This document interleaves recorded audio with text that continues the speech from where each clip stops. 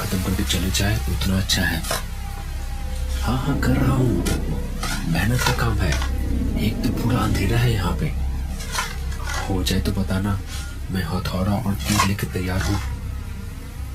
शाम के 8 बज रहे हैं। छोटे से गांव में अंधेरा ढल चुका है। गांव सुनसान पड़ा है।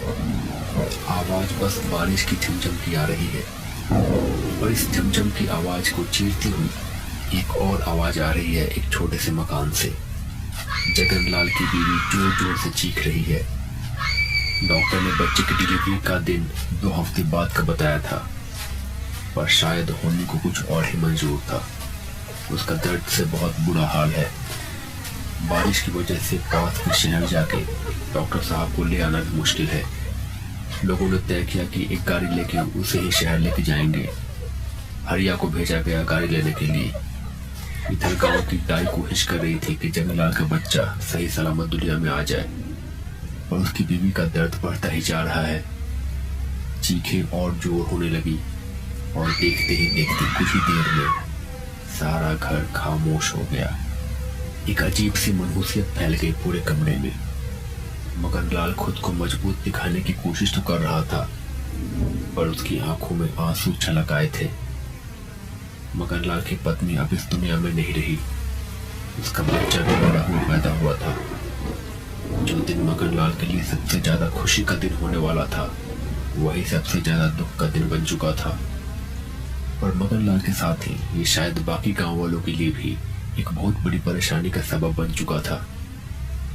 एक कमरे में कुछ लोग जमा थे। अब जो हो गया है वो तो हो गया, उन्हीं को कौन टाल सकता है। और अब जो अनहोनी हो सकती है उसके बारे में कुछ करना होगा। मगन, तुम तो जानते हो कि ऐसे मामले में हमें क्या करना होता है और क्यों करना होता है। तुम खुद भी तो कई बार इस क्रिया में शामिल थे। अफसोस कि इस बार इस क्रिया के बीच में तुम हो। तुम्हें मजबूत रहना पड़ेगा। ये गांव की भलाई के लिए है।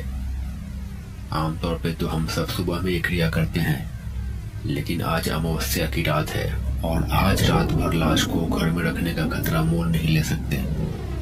तुम सब जाओ और छोटे शमशान में क्रिया को पूरा करो। बाबा के कहे अनुसार सब लोग गांव से ठीक बाहर के छोटे शमशान में पहुंच गए। ये शमशान अलग था। यहाँ पे लाशें जलाई नहीं जाती थी बल्कि दफनाई जाती थी।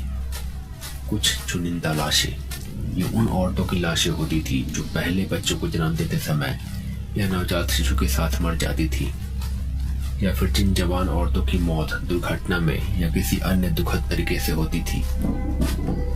गांव वालों का मानना था कि ऐसी औरतें मरने के बाद चुड़ैल बन के वापस आती है। हरिया, बिरजू, मगनलाल, छगन और बबला रात के अंधेरे में गांव के बाहर छोटे शमशान में पहुंच चुके थे। वहां जाके छगन और हरिया जमीन को खोद रहे थे। जल्दी करो, जितना जल्दी ये काम खत्म करके चले जाए उतना अच्छा है। हाँ कर रहा हूँ, मेहनत का काम है। एक तो पूरा अंधेरा है यहाँ पे। हो जाए तो बताना, मैं हथौड़ा और तीर लेकर तैयार हूँ।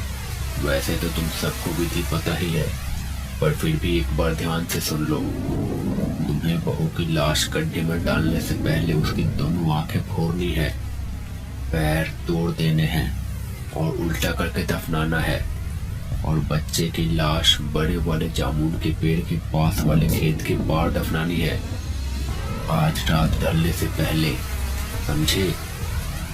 बबला, तुम जाना और बच्चे की लाश दफना देना जब तक ये लोग क्रिया को कर रहे हैं। बाबा के कहे अनुसार मगनलाल और बाकियों ने उस औरत की लाश को उल्टा करके दफना दिया।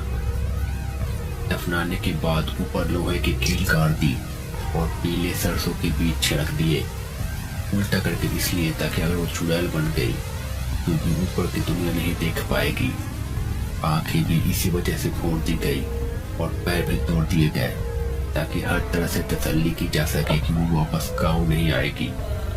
सरसों के बीज भी उसे कब्र के बाहर नहीं आने देते और कील उसे कब्र में बांध कर रखने के लिए लगाए गए थे। इस बीच बबला बच्चे की लाश को दफना के आ चुका था। सारी क्रिया करके सब अपने अपने घर आ गए थे। कुछ दिन तक सब गांव में ठीक था, लेकिन एक दिन पास के गांव में कुछ बच्चे उधर ही खेल रहे थे। वो बच्चे अनजान थे।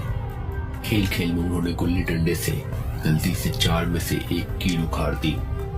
उसके बाद वो लोग वहां से भाग गए। अब तक गांव में किसी को कुछ भी अंदाजा नहीं था कि आगे क्या होने वाला है। अगली शाम को गांव में सब ठीक चल रहा था, और अचानक से गांव में बादल छा गए। कुछ ही देर में बरसात होने लगी। चारों तरफ अंधेरा छा गया। बीच बीच में बादल गरजने से कुछ देर के लिए रोशनी हो जा रही थी। छगन और उसकी पत्नी घर में बैठ के कुछ बात कर रहे थे। बाहर बारिश हो रही थी। कुछ बोलते बोलते छगन की पत्नी अचानक से रुक गई। उसकी आंखें बड़ी हो गई। वो जैसे डर से कांपने लगी।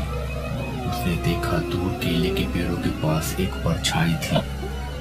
अचानक बिजली चमकी और छगन की पत्नी को साफ साफ दिखाई दिया। डर से वो कांपने लगी। बारिश में मगनलाल की पत्नी खड़ी थी। और ये कैसे हो सकता था? वो तो मर गई थी। मगनलाल ने अपने हाथों से उसका क्रियाक्रम किया था।